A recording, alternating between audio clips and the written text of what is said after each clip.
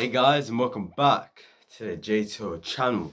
And this is your match review as England have just battered Ukraine 4-0 with the perfect performance. For me, that was England's best performance of the whole tournament. I know we beat Germany quite well, but I felt like this performance from start to finish was just absolutely brilliant in terms of the team from Gareth Southgate to the players themselves to just the attacking, intent we had today. And I just thought every single player, maybe iffy from Pickford, but other than him, I think every single player was, they done their job today. And I felt like, maybe a few questionable moments from a player here and there like Kyle Walker.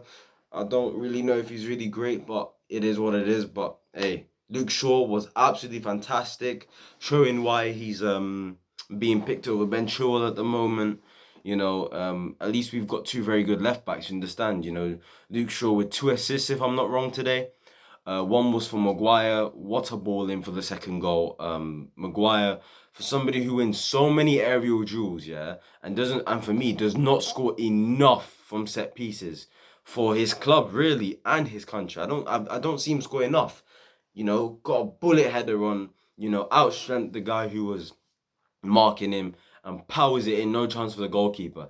And look, us from set pieces, we can be dangerous. We actually really can be dangerous. John Stones can get one as well. Harry Maguire, Harry Kane, all these guys. And we've got good technical players like Mason Mount for the assist of Jordan Henderson to put it in. We scored from 2 set pieces today, which was crucial. That just shows we can score from set pieces too. Obviously, the first goal as well, very early on, Sterling to Kane. Hey, Kane got a brace today and he's going for that top score. He only needs 2 more goals.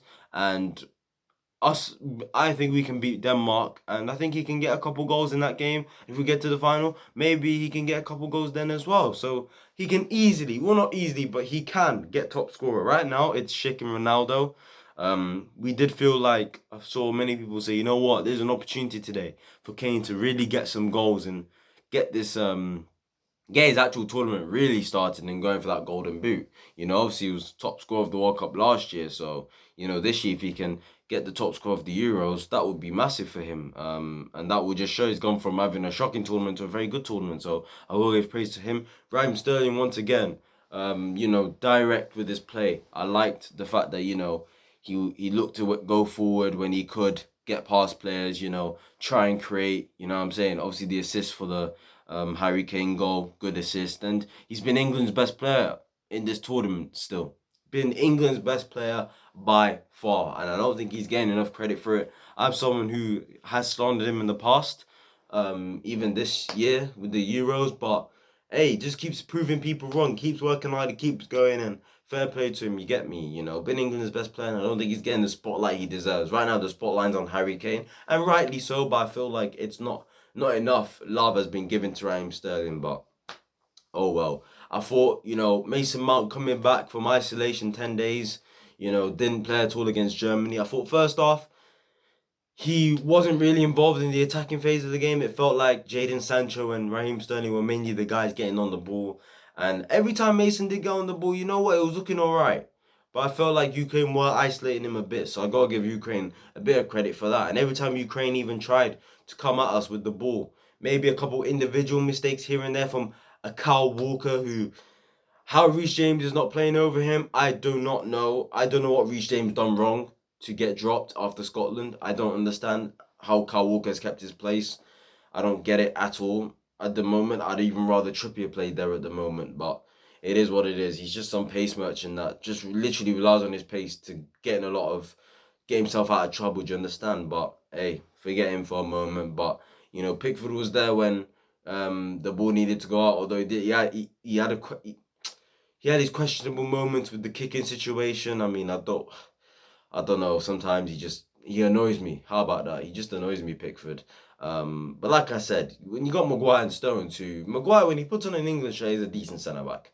And he's someone I've slandered again in the past, gone after him saying, oh, look at him, he doesn't look good on the ball, or he, has a mistake in him, in which most defenders do. But you know what? He is a decent centre back at the end of the day.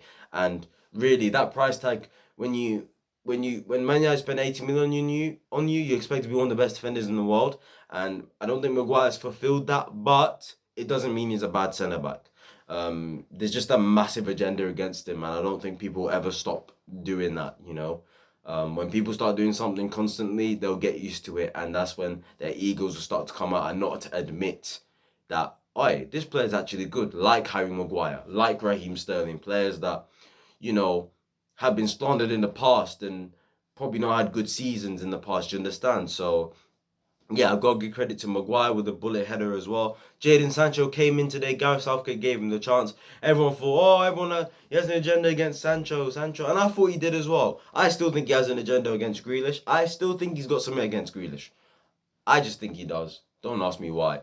But Sancho, you know what? Looked good today, man. Really impressed today, Clearly gassed by the Man United move. He's got his move. He's in the Premier League now, and he's going to be a good signing for Man United. He just brings so much on the wings. Whether it's left or right, he just brings so much. He brings energy. He brings his directness, He brings goals, assists. His creativity is insane. His numbers are insane. And, yeah, top player, man. I love Jadon Sancho. And look, I'm jealous that he's gone to United, but hey, it is what it is. At least I'll get to enjoy watching him week in, week out in the Premier League. And let's see how he does here. Do I think his numbers will decline a bit? Yes, because it's the Prem. But that does not mean his numbers still ain't going to be good. Do you understand? So, yeah, I thought Jadon Sancho looked good today. Fair play to him. Harry Kane, like I said, good from him today. Rice, got to give him credit. He's someone that at least our fans, Chelsea, Chelsea fans have a massive agenda against, and then there's some who absolutely love him and adore him and act like he's the next version of flipping, I don't know, Michael Carrick or something like that. I don't know, someone like that. Declan Rice was good today. He actually went forward with the ball. I saw him actually get near our box. He's very good defensively. I've never had doubt in his defensive-minded ways. But going forward, you could say I feel like he could do more, but he is a defensive-minded player, do you understand? So, hey, he done well today. The fact that him and Calvin Phillips, they've just got that bond between them, the chemistry. When one goes forward, the other stays back. When the other goes forward, the other one stays back. So, clearly the relationship there is just top-notch for me. And, yeah, like I said, fair play to those two. They're both on yellow cards, so I'm hoping neither get a yellow card against Denmark, because if they do, that means they will miss the final. And I don't think Gareth Southgate is going to want them to miss the final. Let's be real. So, yeah, fair play to both of them. Fair play to the whole team. That was a very good performance. I like the fact that we scored the goals, and then when we got the third goal, Gareth Southgate started making changes. Brought on Henderson, brought on Bellingham, brought on Rashford, brought on DCL, Dominic Calvert-Lewin. Good players on. We clearly got the good squad, and upwards and onwards. Me personally, look, when I look at England, 6 of your potential 7 games are going to be played at Wembley if you make the final. So it feels like it's destined for them to win this Euros. It feels like now it's theirs to lose in a way. I don't want to put that pressure on England, but it is sort of theirs to lose. Ever since we've been in Germany, everyone expects them to get to the final, and they really should. Do I think they'll win it? I've deep in, I think, you know what? I think they will. I think we'll win it. I think England will win the Euros. Italy are a good side. Italy are very good, and I don't know, on their day, I feel like maybe England will find it very difficult for Italy. I felt like the way Italy dealt with Lukaku, for example, was very good. And I feel like they could do the same to Kane. These are 2 very good strikers, so we can't take Lukaku for a joke. I know Kane's better than him, but still, Lukaku's levels above many other strikers. But, yeah. Look, on paper, the final could be Italy-England, but England are going to get past Denmark, who are a good side. They've got the character, the chemistry, the bond, the unity, obviously after the Eriksen situation, like I said, and onwards and upwards for England. Gareth Southgate has still got a lot of people to shut up, and if he wins the Euros, how can you say Southgate out? You can't. You actually cannot say Southgate out. He would have been the first manager to win this nation a trophy since 1966. Do you know how many years? That's about how many years is that? 55 years? 55, if I'm not wrong, that's 55 years. That is a long time. Do you know how many generations I've not seen this nation win a trophy? Bro, it would be massive for Gareth Southgate. if he can lead this team to another trophy. And clearly, you know, this generation of England players can really do something. Neither of them have egos. They have the relationship together, unlike, you know, that generation of Rooney, Scholes, Terry, Lampard, Gerrard, Ferdinand, Cole, all those guys. You get me? Technically, I think those guys are better than what we have now, but these guys have unity. These guys have a bond. These guys don't think about club football. They think England. It's time for business with England, and we forget about club football for literally a couple weeks, literally weeks. And yeah, England can do it. Tell me in the comments down below. Can England win the Euros? That is my question to you. Do you think they have enough to beat Italy? And tell me why.